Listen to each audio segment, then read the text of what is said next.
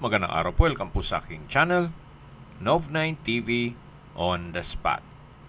Real talk, real fast. Nandito po tayo ngayon sa Santa Maria, Bulacan kung saan meron po tayong bagong video presentation. Isang operational resort na may lot area na 4,500 square meters. Ito po'y along Barangay Road, napakahaba po ng frontage ito mula po pag-start ng video hanggang doon sa dulo sa may garahe. Ito po yung main gate. Bali, dalawa po ang entry at exit point nito. Dito po sa harapan at sa likod meron din pong daan na may parking space din.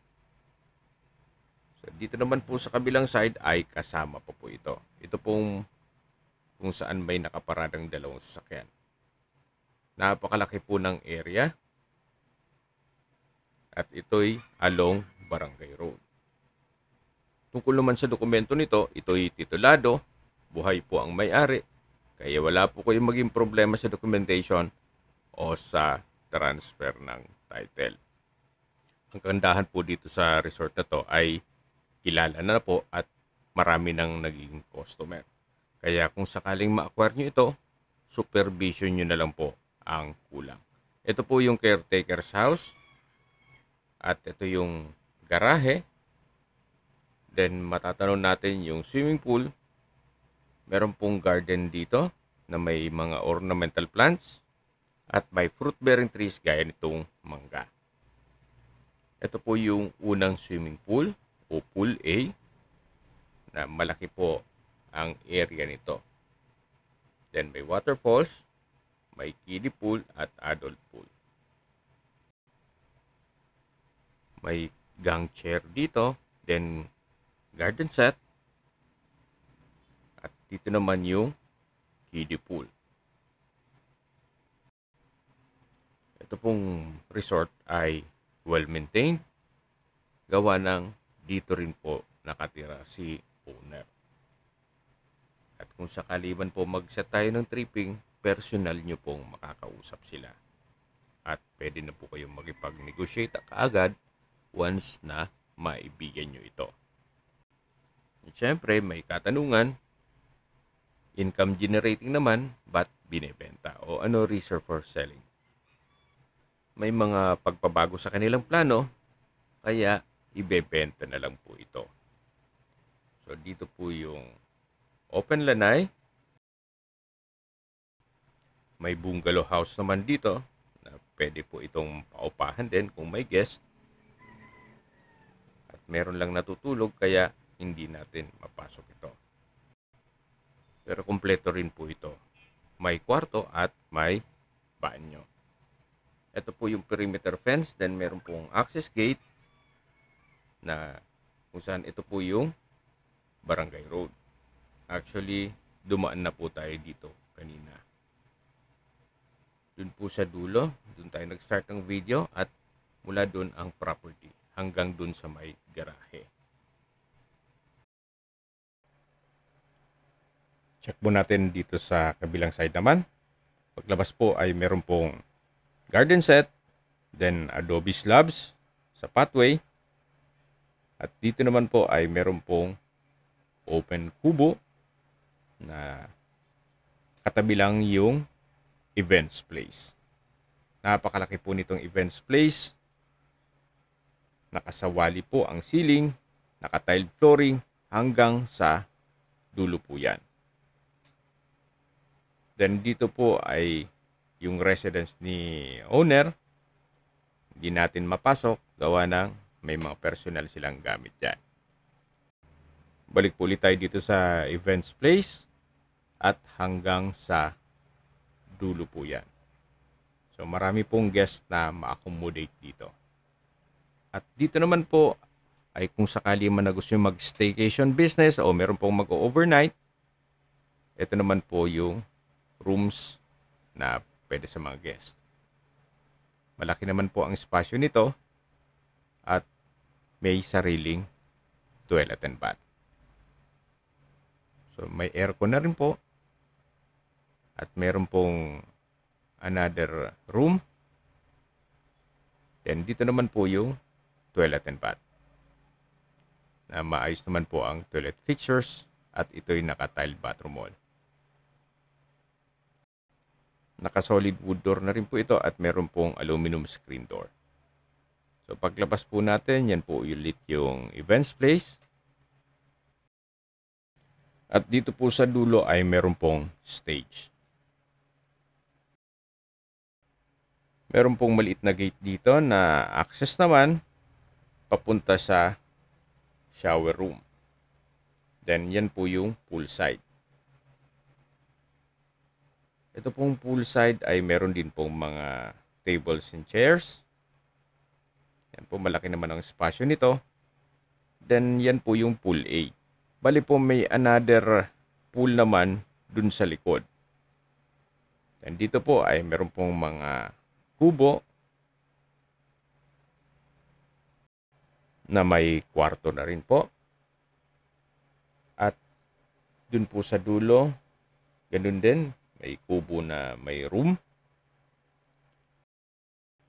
Ito pong natatanaw natin na structure ay ginawa po nilang warehouse o lagay ng mga paninda o mga Japan surplus. Yan po ulit yung swimming pool at silipin po natin. Dito naman yung warehouse. Yan po. So, wala pong nabanggit kung isasama yan sa bentahan. Yan, dito naman po, another events place na for small occasion. Then, meron pong mga rooms dito. Hindi lang natin mapasok ito. Yan po yung tinutukoy ko na events place for small occasion. At katabi lang po nito, yung pangalawang swimming pool o pool B. Hindi naman po siya kalakihan, pero kung may mga private na party, pwede na po ito. Hanggang dun sa dulo po yan. Then meron pong mga ornamental plants sa palibot nito.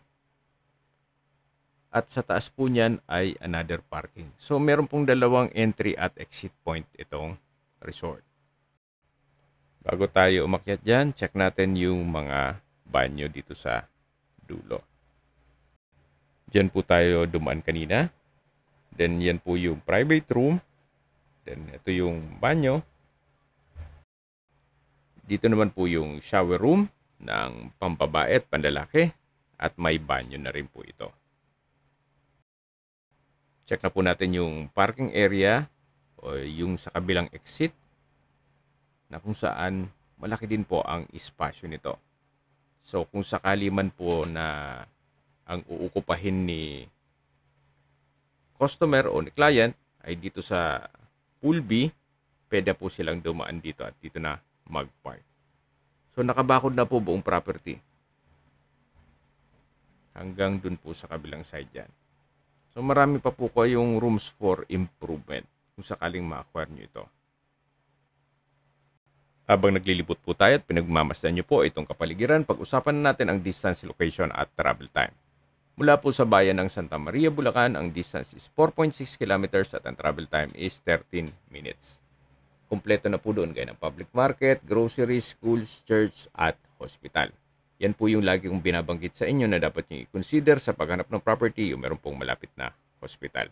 Hindi ko naman po sinasabing sakitin kayo, yan naman po for emergency purpose lang naman. At mula naman po sa Marilao exit sa North Luzon Expressway, ang distance is 3.7 kilometers at ang travel time is 11 minutes. Mula naman po sa bayan ng Marilao, ang distance is 6.3 kilometers at ang travel time is 17 minutes. Kompleto din po doon gaya ng public market at hospital. Mula naman po sa New Manila International Airport sa Bulacan, ang distance is 20 kilometers at ang travel time is 46 minutes. Mula naman po sa Manila, ang distance is 31 kilometers at ang travel time is 42 minutes. Sa mga nag-skip po ng video, summarize ko lang po. Ito pong resort ay nasa Santa Maria, Bulacan. May lot area po ito na 4,500 square meters. Ito po ay titulado, buhay po ang may-ari, kaya wala po kayong maging problema sa documentation o sa transfer ng title. Operational po ito, kaya income generating. Kung sakaling ma-acquire niyo po ito, ang kulang na lang po ay ang inyong supervision. At hindi lang po doon, meron pong bahay na pwede nyong gawing bahay bakasyunan. Kaya may rest house ka na, may resorts at events place ka pa. At napakalaki pa po ng bakanting lote na pwede nyong paglagyan ng ibang cottages. At ito naman po yung view deck na meron pong concrete staircase.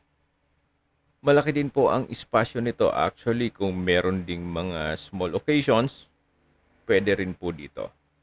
Hanggang sa dulo po yan. Then, meron din pong sariling toilet and bath. So, mula po dito, matatanaw nyo buong property at ibang mga kapitbahay. Okay, sa presyo na po tayo. Binebenta po ito ni owner sa halagang 25 million pesos. Kung may mga katanungan po kayo, tawag lang po kayo sa aking numero. At sa mga kababayan naman natin na sa ibang bansa, meron po akong Telegram. Sa mga iPhone user man, may iMessage. Meron din pong Imo, Skype, Viber at WhatsApp. Same number lang po, 0917-316-3399. Sa mga nagtatanong naman po ng aming Facebook, meron po aming Facebook page na Nov9 TV at Facebook Reels video. Meron din pong TikTok at Instagram. May ibang YouTube channel po tayo na The Nov9 TV channel, Nov9 TV Listings, Nov9 TV Official. Salamat po sa panonood sa aking mga videos. Ingat po kayo lagi.